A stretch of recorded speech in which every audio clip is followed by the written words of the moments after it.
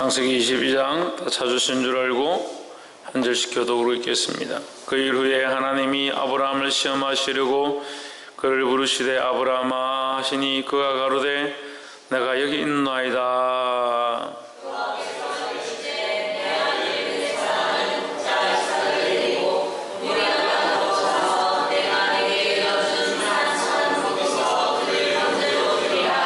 하나님이 아침 일찍 일어나 나귀의 한 장을 지우고 두 상과 그 아들 이삭을 데리고 번제에 쓸 나무를 쪼개어 가지고 떠나 하나님의 자기에게 지시하시는 곳으로 가더니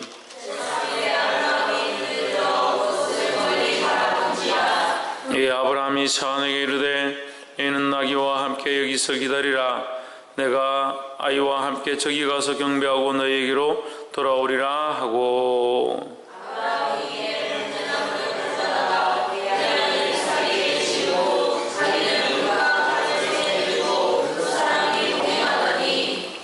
이삭이 그 아비 아브라함에게 말하여 가로되 내 아버지여 하니 그가 가로되 내 아들아 내가 여기 있노라. 이삭이 가로되 불과 나무는 있거니와 번제할 어린 양은 어디 있나이까.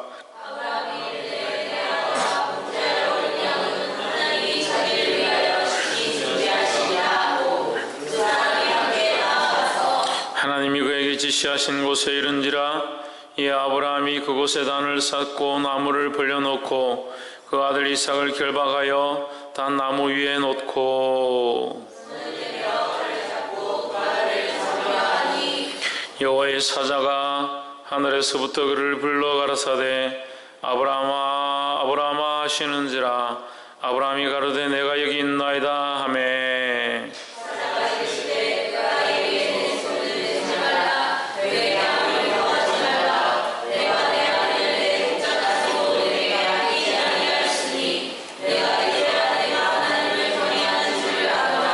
아브라함이 눈을 들어 살펴본즉 한 수양이 뒤에 있는데 뿔이 수풀에 걸렸는지라.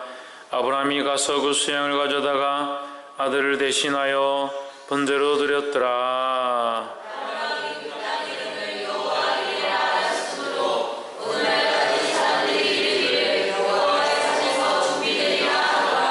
여호와의 사자가 하늘에서부터 두 번째 아브라함을 불러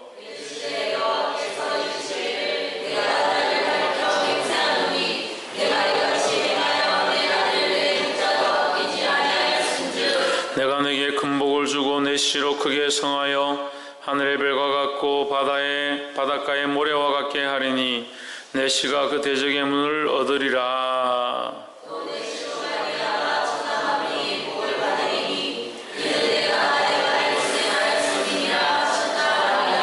이에 아브라함이 그 사안에게로 돌아와서 함께 떠나 브엘세바에 이르러 거기 거하였더라.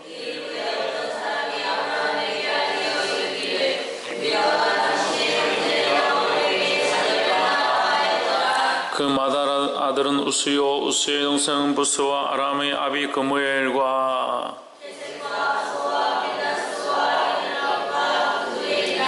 이 여덟 사람은 아브라함의 동생 나홀의 처 밀가의 소생이며 버두엘은 일브가를 낳았고 나홀의 처 르루마라 하는 자도 데바와 감과 다스와 마가를 낳았더라. 아멘. 할렐루야. 우리 옆에서 사람과 인사합시다. 사랑합니다. 축복합니다.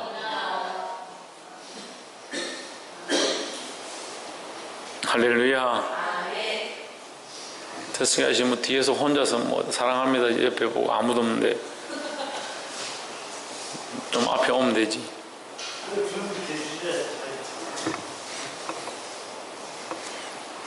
오늘 이 창세기 22장 말씀은 정말 따뜻한 이 창세기 22장은 참 오랜만에 따뜻함을 느끼는 이 말씀인 것 같아요.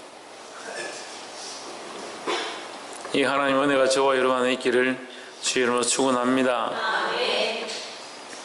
이 창세기 22장을 오해하기도 하고 많은 사람들이 잘못 해석하기도 하고 이게 잘못 보고 있는 것들이 많이 있습니다. 우리가 창세기 1장부터 이렇게 훑어보고 있지만 이 말씀의 점진성, 그러니까 하나님의 말씀은 점점 이루어져 가고 있고 하나님의 말씀은 점점 메시아의 오심으로 그 약속이 이루어지고 있고, 하나님의 그 섭리와 경륜과 하나님의 그 계획은 반드시 이루어져서 우리의 삶 가운데 하나님의 그 약속이 반드시 성취되게 되어 있다는 거예요. 마찬가지로 하나님은 점점 하나님 원하시는 일, 그 역사와 뜻들을 이루어 가신다라는 겁니다. 지금도 예수님이 오셨기 때문에 모든 것이 완성된 게 아니라 주님이 다시 오심으로 모든 것이 이제 끝나고 완성되어지게 될 것이라는 거죠. 그 창세기 22장을 통해서 우리가 왜 이 따뜻함을 느끼는가? 하나님께서 아담을 부를 때 아담아 아담아 이렇게 불렀습니다. 하나님은 아담을 향하여 하나님의 자비하신 것 은혜로 아담을 불렀습니다. 아담을 처음 대하실 때 만드실 때에 아담에게 그 코에 생기를 불어넣고 직접 손으로 만드실 만큼, 흙으로 빚어 사람을 만드실 만큼 그 사람을 사랑하셨고, 그에게 생명이 있고 그뿐만 아니라 그 생명 안에 생기를 주셔서 살아있는 영이 돼서 하나님과 대화하고 하나님의 명령에 따라 움직이고 하나님이 원하시는 것들을 그들이 말할 수 있도록, 그 명령을 수행할 수 있도록 순종하고, 먹지 말라는 것을 먹지 않도록 하나님께서 그들과 함께 특별히 선택하셔서 일하셨다는 거예요. 근데 어떻게 했습니까? 그들이 죄를 짓고 하나님과 분리되어서 떠나가기 시작했습니다. 근데 오늘 여기 22장에 와서 하나님께서 이 인간과의 관계 안에 다시 교제하고 회복해 하실 일들을 아브라함을 통해서 시작하셨는데, 아브라함이 처음에 믿음이 약해서, 그의 믿음이 약해서 처음에 물론 믿음으로 갈바하지 못하고 떠났지만, 믿음이 약해서 가면서 애굽으로, 가나안으로 갔다가도 애굽으로 다시 내려가고, 애굽으로 가서 바로의 왕에게 거짓말을 하고, 또 그랄 땅에 가서 또 내려가고, 거기 가서 또 거짓말을 하고, 그런 삶의 연약한 모습들을 아브라함이 계속 보이고 있었습니다. 하지만 그 아브라함을 하나님 뭐하고 계시는가? 그 아브라함에게 믿음을 대어보시고 그에게 연약한 믿음들을 자꾸 자라게 하셔서 점점 온전케 하고 있는 하나님을 볼 수 있다는 겁니다. 그가 처음에는 지극히 높으신 하나님, 그렇게 고백하던 입술이 나중에는 전능하신 하나님, 하나님은 전능하십니다, 하나님을 고백하고 하나님을 알게 되었고, 그 하나님을 만났다. 전능하신 하나님을 만나고 나서 그가 이제 21장에서 영원하신 하나님, 할렐루야, 영원하신 그 하나님을, 영생하시는 하나님, 생명을 주장하시고 영원토록 변치 아니하시는 그 하나님을 만났다는 거예요. 할렐루야. 그래서 이 모습을 통해서 아브라함이 참 이렇게 많이 성장했구나,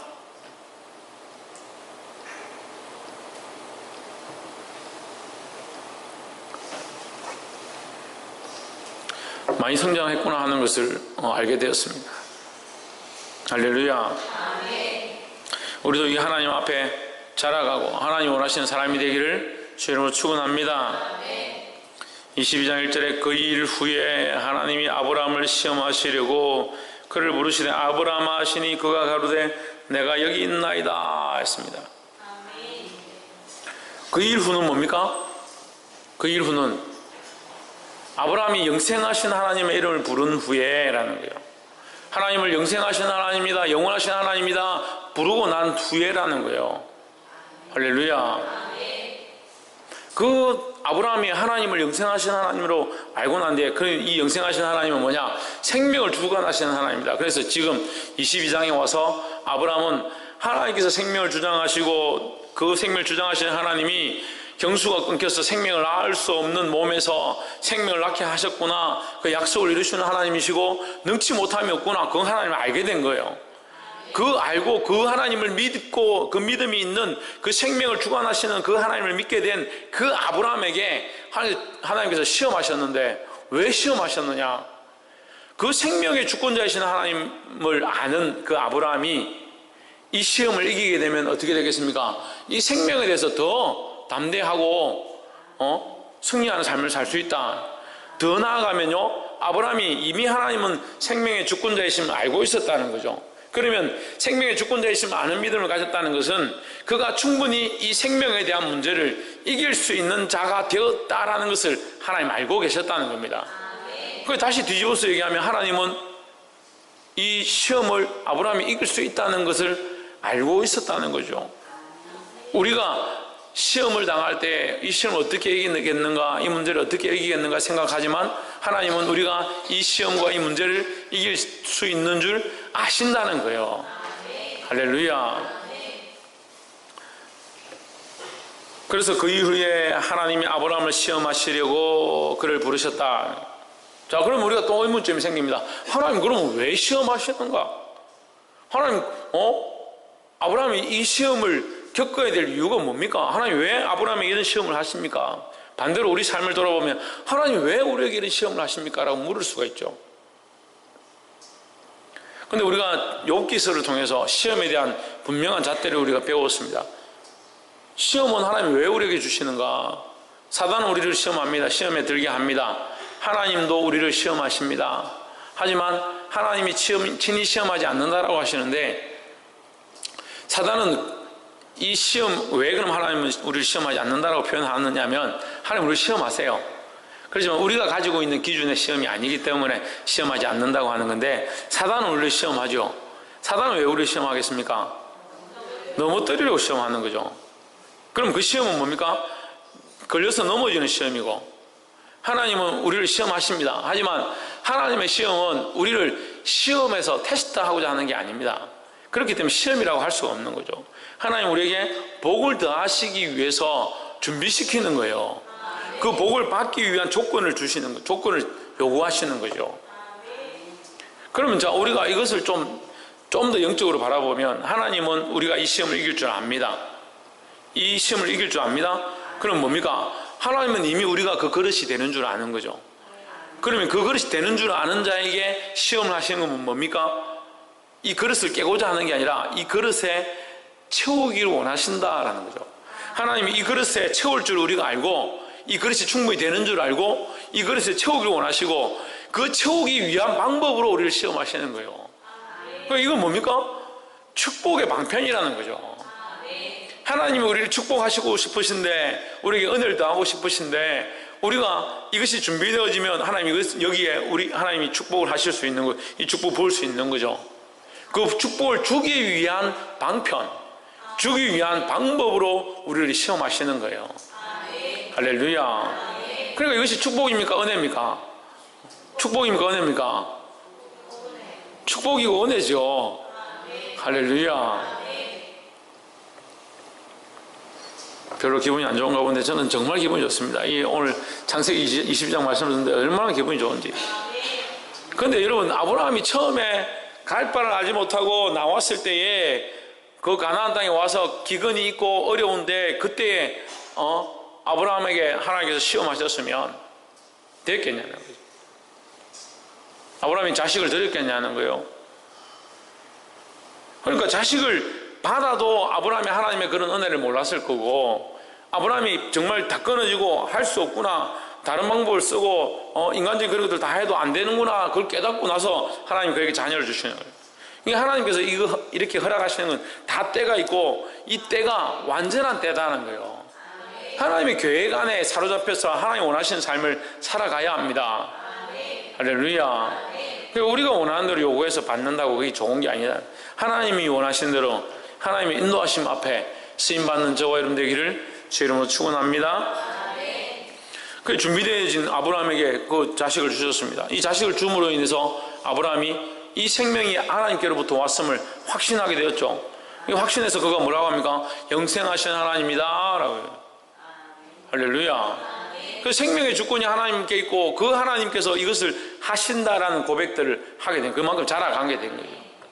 그 자란 그 아브라함에게 무엇을 시험하시냐? 그가 생명의 주권자가 하나님인 것을 인정하니까 생명에 대한 시험을 하시는 거예요. 충분히 그가 이것을 이길 수 있을 것이고, 그가 믿음으로 이것을 이겨낼 것이다. 그래서 내가 이것으로 인해서 그에게 축복하고 싶다. 하나님 축복의 방법으로 이 일을 하시는 거예요. 할렐루야. 우리가 이렇게 말을 하면 이거 오해도 할 수 있고, 목사님 왜 그렇게 설명하시나 이렇게 생각할 수 있지만, 우리가 욥기서를 통해서 시험에 대해서 충분히 배웠습니다. 하나님은 그 욥을 자랑하고 싶으시고, 욥에게 영화와 축복을 더하기 원하시고, 사단은 어떻게 해야 넘어뜨리기를 원하는 거예요. 그러니까 우리가 시험을 당할 때 잘 알아야 됩니다. 시험을 당할 때 왜 이런 시험이 있는가, 왜 이리 고통스러운가, 왜 내가 이렇게 하고 있는가, 왜 나에게 이런 고통이 있는가, 이렇게 하면 사단이 원하는 쪽으로 자꾸 기울어지게 되죠. 불평과 불만과 좌절과 어두운 생각들로 넘어지게 되어 있다는 거예요. 근데 하나님께서 나를 사랑하셔서 내게 복 주시려고 하신다라는 그런 눈들을 들어서 보면 이게 감사죠. 시험이 감사죠. 할렐루야. 22장 2절에 여호와께서 가라사대 내 아들 내 사랑하는 독자 이삭을 내게 데리고 모리아 땅으로 가서 내가 내게 지시하는 한 산 거기서 그를 번제로 드리라 했습니다. 그 2절 이것만 딱 보면 그 성경은요 요절로 잘라서 성경을 공부한다든지 암기한다든지 하면 이거는 백방 시험 들기에 좋은 게 돼요. 좋은 게. 성경 그래서 부분적으로 해석하는 게 아니에요. 부분적으로 암기하는 것도 아니고 그 이단들이 어떻게 합니까? 성경을 부분적으로 요절을 탁 뽑아서 암기를 하는데 그러니까 성경을 전체적으로 모르는 거예요. 여러분 우리가 부모님의 마음을 안다고 하는데 부모님의 지금까지 부모님과 살면서 수많은 일들이 있었을 거고 부모님의 마음을 알만한 수많은 사건들이 있었을 건데 부모님이 어떻게 나를 사랑하셨고 왜 이렇게 하셨고 그런 생각이 없이 일어난 사건만 크게 생각해. 졸업할 때 부모님 한번 오셨다. 내가 시집갈 때 한번 오셨다. 전에 힘들 때 집에서 빨리 한번 해줬다. 한 세네 가지만 딱 외우고 있다. 그 날짜와 상황을 정확하게 외우고 있다. 그건 무슨 관계가 돼요? 그 마음의 깊이를 어떻게 알아요? 그러면서 내가 이 중요한 몇 개를 다 외우고 알고 있기 때문에 부모님의 마음을 다 안다. 그러니까 이단에 빠지는 거예요. 모든 사건을 다 기억하고 있다 해도 부모님의 마음을 다 알 수 없습니다. 근데 하물며 우리가 이 성경을 다 알고 있다 해도 하나님의 마음을 어떻게 다 알겠습니까? 하나님의 그 깊으신 마음의 깊이와 그 사랑을 어떻게 알겠냐는 거예요. 할렐루야.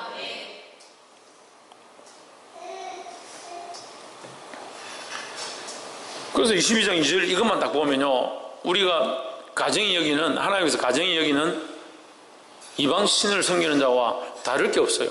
똑같잖아요. 내 아들을 내 독자를 번제로 드려라. 태워서 드려라. 이거 몰래 앞에 이방 신 앞에 드리는 것과 똑같습니다. 하나님 이것을 원하시느냐? 원하시지 않습니다. 하나님은 이것을 분명하게 말씀하십니다. 가정이 여기시는 것이다 합니다. 그러니까 우리가 결국을 보고 이 상황의 모든 결국을 보니까 우리는 지금 아멘을 하지요. 근데 지금 내 사랑하는 자식을 하나님 앞에 드리라면 누가 여기 드리겠습니까? 예배 시간에 떠드는 우는 아기도 한 대 집박지 못하는데 어떻게 하나님 앞에 드리겠냐? 아브라함의 일어난 상황의 결국을 보니까 우리가 믿음이 있는 것처럼 아이고 왜 아브라함이 이렇게 하지 않노? 아담을 보면서 아담은 왜 괜히 선악과를 따면서 벌거벗었다고 부끄러워하고 난리를 떠노 이렇게 생각하지만 딱 똑같아. 여러분 사는 거 보면 하물며 연약한 목사님이 너희들 내가 이렇게 하려고 한다 다 가르쳐주고 이런 일을 위해서 이렇게 하자 그래도 그것도 순종 못하는데 하나님이 이거 순종해라 이렇게 하면 순종하겠습니까? 자식을 드리라는데 순종하겠습니까? 100세가 돼서 얻은 아들을 드리겠습니까? 그런데 아브라함이 이만큼 믿음이 자란 게 얼마나 믿음이 자랐어요? 하나님이 생명의 주권자이심을 능치 못하며 없으심을 그의 전능하심을 이미 깨달은 거예요. 할렐루야. 3절에 22장 3절에 아브라함이 아침에 일찍이 일어나. 이 22장에는요 하나님은 아브라함을 시험하시고 아브라함은 계속 어떻게 하느냐 이상을 드렸을 뿐만 아니고 그 사건이 아니라 그 사건 앞에 이상을 드리는 그 장소에까지 나아가는 모든 행동들에 믿음에서 믿음으로 연결되는 모든 행동들을 합니다. 아무 말하지 않습니다. 대꾸하지 않습니다. 반박하지 않습니다. 자식을 데려갑니다. 아침 일찍 일어났습니다. 여러분 정말 우리가 이런 상황이 닥치면 오히려 그 자녀를 하나님 앞에 드리는 것들이 얼마나 고민스럽겠습니까? 고민할 것이고 잠을 하나도 못 잘 것이고 될 수 있으면 늦게 좀 가려고 할 것이고 여러 가지 방법과 수단을 동원하겠죠. 하지만 아브라함 계속 어떻게 합니까? 믿음에서 믿음으로 말미암은 행동들을 계속하기 시작한다는 거예요. 할렐루야. 자라난 신앙으로, 성숙한 신앙으로 믿음을 드러내는 저와 여러분 되기를 주의 이름으로 축원합니다. 옆에서 한번 보십시오. 성숙한 신앙으로 하나님 앞에서 믿음을 드러냅시다. 할렐루야. 그래서 우리가 서로 만나면 서로 보고 자랑하고 싶어가지고, 내가 이번 주에 믿음으로 이것을 했더니 얼마나 마음이 기쁘고 하나님 영광 받으시던지, 내가 이것을 믿음으로 했더니 아무것도 보이지 않지만 지금 내가 믿음으로 했다는 것 자체가 기쁘다. 그런 고백들이 우리가 서로 있어야 되는데. 할렐루야. 서로 믿음의 고백들 해가 주일날 왔는데 서로 빨리 예배 끝나고 내가 이 믿음의 고백들 해야지, 또 일주일 동안 삶에서 하나님 주신 은혜를 이 예배 가운데 기뻐하고 감사해야지, 그게 넘쳐야 되는데 주일 예배가 앉아있으니까 얼마나 답답한데. 목사님 얼굴 뻘게 해가지고 소리를 질러 샀지요. 앉아있는 우리는 다 찔리지요.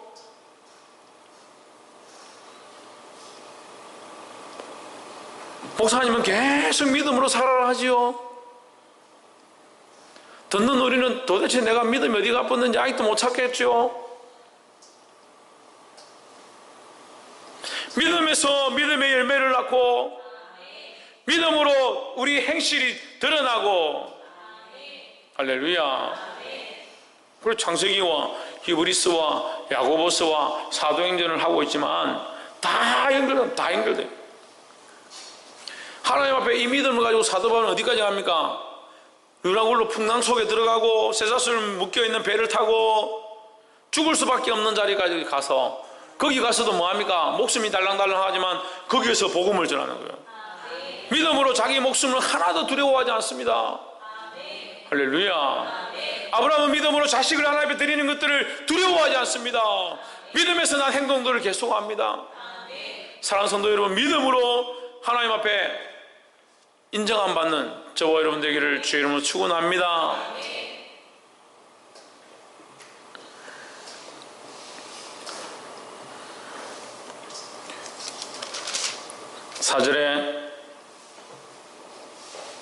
3절 후반절에 떠나 하나님이 자기에게 일러주신 곳으로 가더니, 아무데나 간 것도 아니에요. 하나님의 명령을 철저하게 지켰다. 우리가 믿음으로 사는 자들은 할 수만 있으면 더 말씀을 보고 더 묵상하고 더 기도하고 하나님의 뜻을 구한다는 거예요.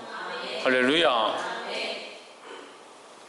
말씀을 계속 들으십시오. 읽으시고 또 돌아가시면 제가 지금 말씀을 전하는 걸 유튜브에 계속 올리고 있으니까 여러분 듣고 또 묵상하고, 그러한가, 그 말씀이 그러한가 해서 늘 묵상하는 자들이 되기를 소망합니다. 5절에 이에 아브라함이 사원에게 이르되 너희는 나귀와 함께 여기서 기다리라. 내가 이 아이와 함께 저기 가서 경배하고 너에게로 돌아오리라. 경배하고 너에게로 돌아오리라 했습니다. 그 아브라함에게는 돌아오겠다는 생각이 있는 거죠. 아이를 데리고 돌아올지 자기가 돌아올지 모르겠지만 돌아온다는 생각이 있습니다. 이것 또한 믿음이라는 거죠. 할렐루야. 속이 상하고 믿음이 없었으면 이렇게 말해야 되죠. 내가 저거 갔다가 돌아오지 않거든, 너가 알아서 짐 챙겨 가가지고 사라한테 잘 얘기해라. 새로운 남자 만나서 잘 살아라고 얘기하라. 그렇게 해야 될 거 아니야. 내 자식 데리고 나서 하나님 그냥 안 돌려주시면 나도 거기서 확 죽어버린다. 내가 100살 넘었는데 이제 몇 년 더 살겠노?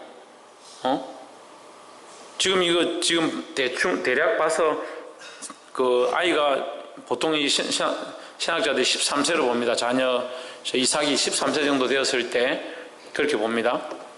그럼 아브라함은 113살이잖아요. 113세요. 그럼 몇 년 더 살겠어요?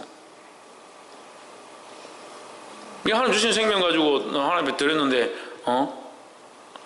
다시 그 생명에 대한 주권자가 하나님이 아니신 줄 생각했다면 그 자식 데리고 나서 나도 그거 확 죽어버린다. 내가 이제 무슨 낙이 있겠노? 이렇게 말하고 사관들한테 너 돌아가서 사라한테 잘 먹고 잘 살아라 해라. 뭐 그렇게 하든지 뭐 아니면 롯에게 전달해서 롯이 와서 우리의 유업을 이어라 하든지 뭐 그런 얘기를 했겠죠. 하지만 뭐라고 합니까? 나는 돌아올 것이다.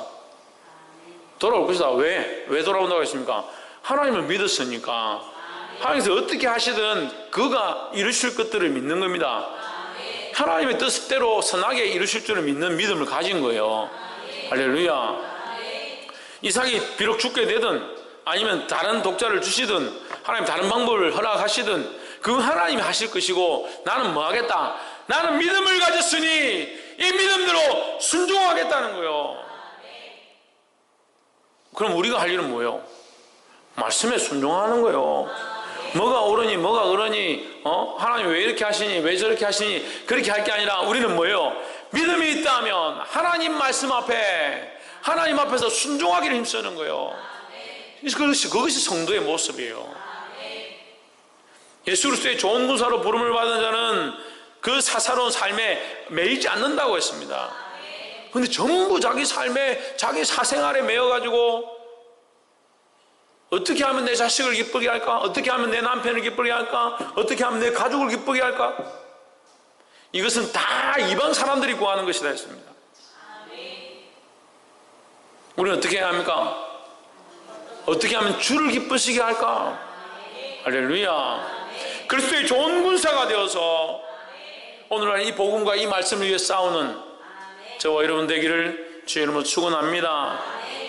6절에 아브라함이 이에 번제나무를 취하여 그 아들 이삭에게 지우고 자기는 불과 칼을 손에 들고 두 사람이 동행하더니 했습니다. 여기서 무엇을 봅니까?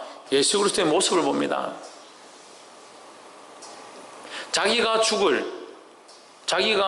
될 죽을 그 나무 가지, 그 나무를 들고 그것을 메고 했습니다. 그 이삭의 모습 속에 누구의 모습을 보냐? 그리스도의 모습을 봅니다. 자기가 하나님 앞에서 죽을 줄 아는데 죽을 그 나무를 자기가 스스로 지고 오라고. 아브라함은 자기는 뭘 들었습니까? 불과 칼을 손에 들고 했습니다. 칼은 뭡니까? 죽음을 얘기합니다. 죽음을. 불은 뭘 얘기합니까? 번제를 얘기합니다. 그럼 칼과 불은 하나님 앞에 죽음으로 드려질 제사를 얘기하는 거예요. 할렐루야. 이 칼과 불을 들고 나무를 진 것 자체가 예수 그리스도의 십자가를 상징하고 또한 이 이삭과 아브라함이 칼과 불과 이 나무를 진 이것 자체가 이미 하나님 앞에 드려졌음에 대한 모양들을 나타내고 있다는 거예요. 할렐루야. 우리가 예수 그리스도를 따라 그 십자가를 지고 가고 있습니다. 물론 우리 가운데 그리스도와 같이 순교자의 반열에 들 사람도 있고 그렇지 못할 사람도 있겠지요. 주를 위해 죽음까지 목숨까지 내어놓을 사람들이 있겠지요. 하지만 그건 누구를 위해 예비됐든 그 사람들이 당할 것이고 우리는 어떻게 합니까? 칼과 불과 나무만 치고 가도 이미 우리는 어디를 가느냐? 이 십자가의 길을 간다는 거예요. 할렐루야. 이 믿음의 십자가를 지고 주를 따라가기를 주의 이름으로 축원합니다.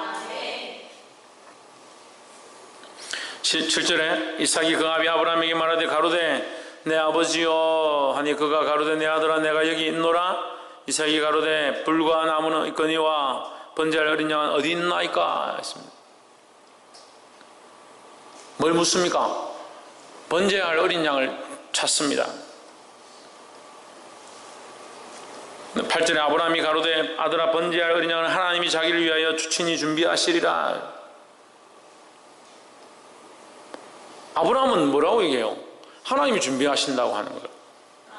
그게 뭐예요? 그게 아브라함의 믿음이에요. 이삭을 드린다 하더라도 하나님께서 그것을 갚으실 것이고 이삭을 드리지 못한다 하더라도 하나님께서 그를 위하여 준비하실 것에 대한 믿음을 가진 거예요. 그러니까 아브라함은 계속 믿음으로 고백합니다. 하나님께서 다 하실 것이고 하나님께서 책임지실 것이고 모든 생명과 모든 근원이 하나님께 있음을 계속해서 고백한다는 거예요. 할렐루야. 그래서 끝까지 믿음을 놓지 않는 것, 이것이 뭡니까? 이것이 인내입니다. 옆에서 사람 보십시오. 믿음으로 인내함으로 하나님께 영광을 돌립시다. 할렐루야. 9절에 하나님이 그에게 지시하신 곳에 이른지라 이 아브라함이 그곳에 단을 쌓고 나무를 버려놓고 그 아들 이삭을 결박하여 단나무 위에 놓고 손을 내밀어 칼을 잡고 그 아들 잡으려 하더니 여호와의 사자가 하늘에서부터 그를 불러 가르사대 아브라함아 아브라함아 하시는지라 아브라함이 가로되 내가 여기 있나이다 아멘. 할렐루야.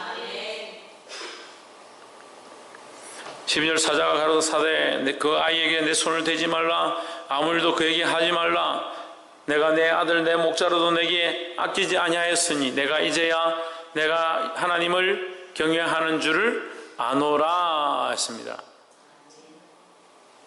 이 천사가 하나님의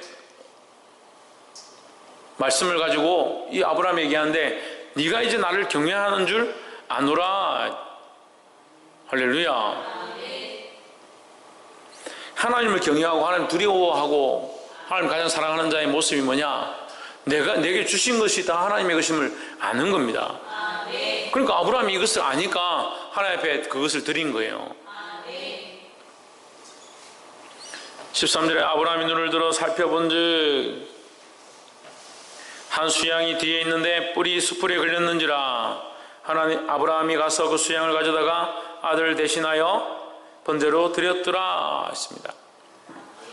여기 대신하여라고 했죠. 대신하여 번제를 드렸더라. 이게 뭡니까? 이게 대속제물입니다. 대속제물. 그러니까 이 아이가 이삭이 드린 바 되어야 하나님 앞에 드려진 바 되어야 하는데 그 이삭을 대신해서 수양을 하나님께서 준비하셔서 받으셨다라는 거죠. 할렐루야. 이 수양을 준비하신 이가 누굽니까? 하나님이라는 거죠. 그러니까 우리가 알 수 있는 것은 우리가 준비한 것들은 부족하다. 하지만 하나님께서 준비하신다라는 거죠. 그래서 우리의 어떠함으로 우리가 죄를 정결함을 얻고 죄 사함을 받고 이거는 그냥 우리 생각이에요. 우리가 어떻게 했기 때문에 죄 사함을 입고 죄가 깨끗해지고 그건 우리 생각이죠. 예수 그리스도의 피로 우리의 공로가 없이 예수 그리스도의 피로 우리의 죄가 씻겨준 줄 믿습니다. 이게 하나님이 준비하신다는 거예요. 결국 우리가 아무리 잘 준비해도 우리의 준비는 연약하다, 부족하다는 거죠. 할렐루야. 하지만 우리는 뭘 해야 됩니까? 믿음으로 이 일들을 해야 합니다. 믿음으로 이 일들을 할 때 하나님께서 준비하시고 받으신다는 겁니다. 할렐루야.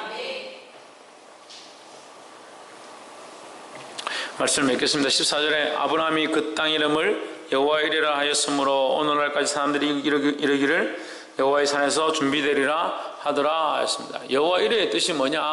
하나님이 준비하신다는 거예요. 하나님 준비하신다. 하나님께서는 지금도 여호와 이레 하나님으로 준비하고 계십니다.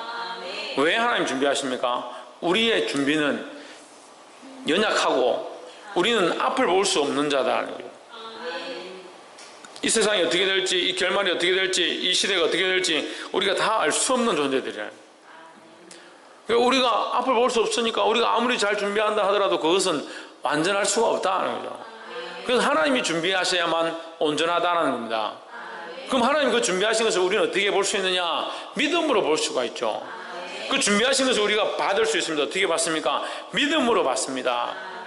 하나님 우리에게 요구하시는 게 뭡니까? 믿음으로 순종하는 것이고 믿음으로 인내하는 것입니다. 할렐루야. 사랑하는 성도 여러분, 오늘 이 아브라함이 믿음으로 그 자녀 이삭을 하나님 앞에 드렸던 것과 같이 이 아브라함이 이삭을 드리지 않았습니다. 22장 이 말씀을 다 읽고 나서 보면 이삭을 드리지 않았습니다. 하나님 그런데 어떻게 하십니까? 이삭을 드린 것으로 받으셨다라는 거죠. 할렐루야.